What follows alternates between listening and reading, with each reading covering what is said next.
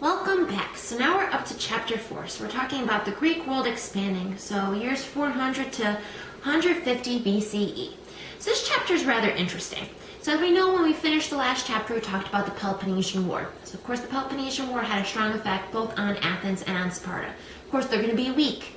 Since they're dealing with a lot of internal struggles pretty much on their own front in Greece, they're really not going to notice the fact that there's this strong empire kind of growing to the north. And this strong empire was known as the Macedonian Empire. So the reign of King Philip and of course his son Alexander the Great.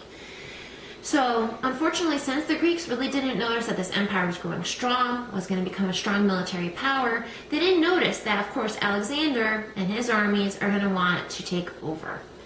So if you go into page 91 of your textbook, you're actually going to see a map of Macedonia and a map of Greece. So you're going to see the movements of where Alexander's trying to move southward toward Greece and kind of conquer it. The original reason why Alexander wanted to move south was pretty much that he only wanted to ask for Greece's help, specifically Athens' help. Alexander the Great had an interest in conquering the Persian Empire. Unfortunately, Athens kind of did not want to work with the Macedonians. They actually listened to their ruler at the time, and they listened to Thucydides. And of course, Thucydides actually told the rulers of Athens kind of not to help the Macedonian Empire, to kind of stand back.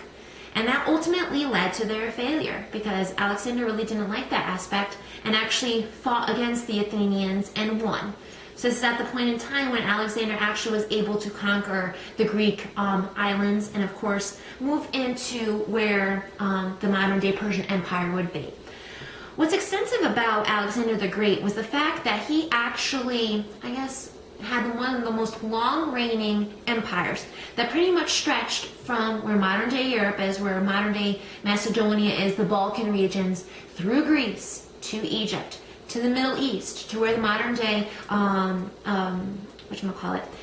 Persian Empire would be, and then reaching out to where modern day Bactria, which is where modern day Afghanistan is, and India.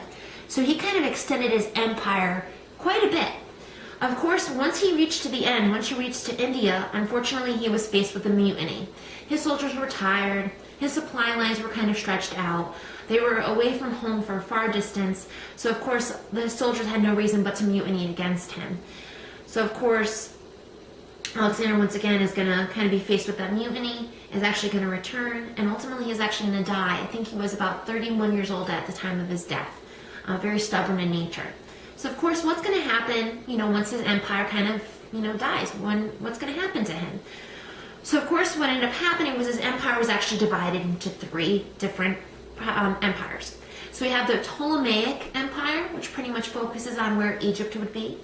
And then you have the Antigonid Empire, which would be where modern day Macedonia is, Greece, and then extending it to where modern day Turkey is in that region. And then of course you have the Seleucid Empire, which pretty much covered, it was the largest section of the empire, so it covered where modern day Middle East would be, all the way reaching up to where modern day Afghanistan, India would be.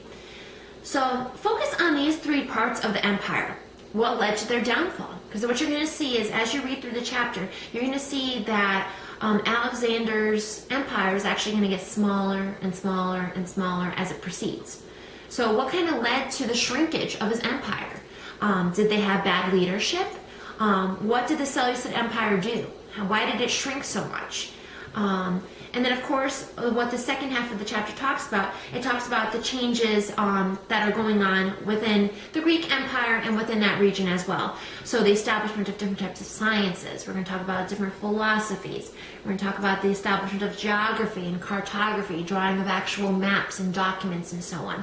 That's actually key because Alexander actually hired a lot of different scientists and cartographers and geographers. That way he can actually have a better understanding of his lands and what he was actually getting himself into when he conquered these groups.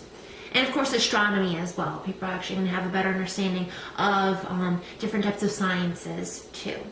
So these are the 3 things that I basically want you to focus on in this chapter. Get an idea of what Alexander the Great's empire was, what ultimately led to its downfall, how was he faced with the mutiny, what if his empire actually stayed? Think about that.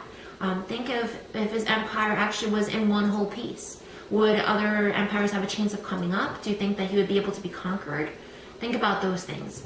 And of course, once again, you still have your assignment that's due this week, and you also have your discussion board assignment too. If you have any questions, any concerns, please feel free to reach me out on Blackboard. Thank you.